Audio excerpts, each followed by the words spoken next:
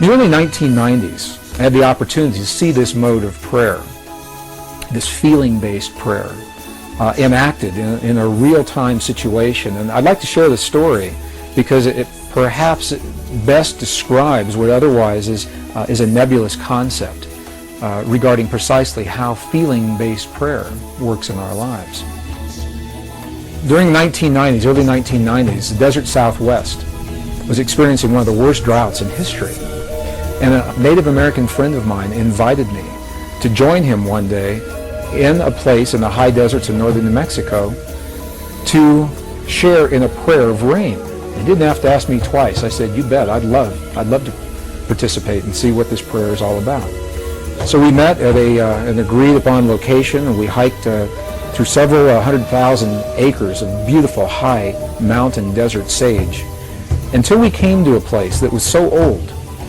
Even the people today don't know who built this place. It was essentially a stone circle, and each stone was placed just as it was by the hands of the ancestors so long ago. It was in this place that my friend began his prayer. What he did was he removed his shoes, stepped into the circle in his bare feet. He honored all of his ancestors. He simply said, "All of my ancestors, all of my ancestors."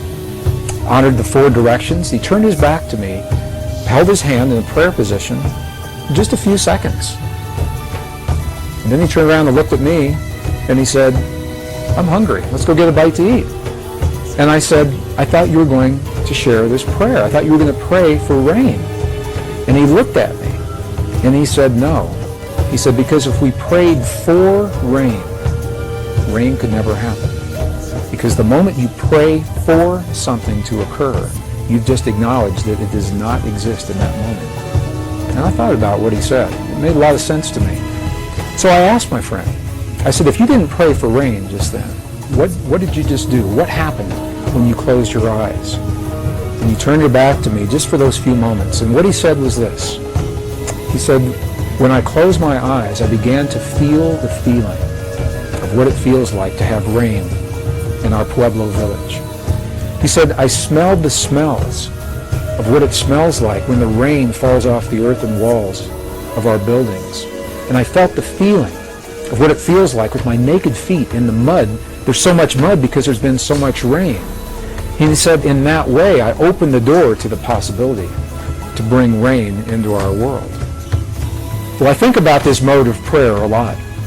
Later that afternoon, something amazing happened. I was watching the weather maps, and the drought that had happened for so long suddenly changed. We saw the high-pressure system move across Utah and then dip down from Colorado into northern New Mexico and make a little U-turn and come right back up. We had rain that night, and we had rain all the next day. It rained, and I called my friend. And I asked him, I said, "There's so much rain, the valleys are flooding, the roads are flooding. What in the world is going on?" And he was quiet just for a moment, and he said, "That's the part of the prayer." He said, "I never quite figured it out."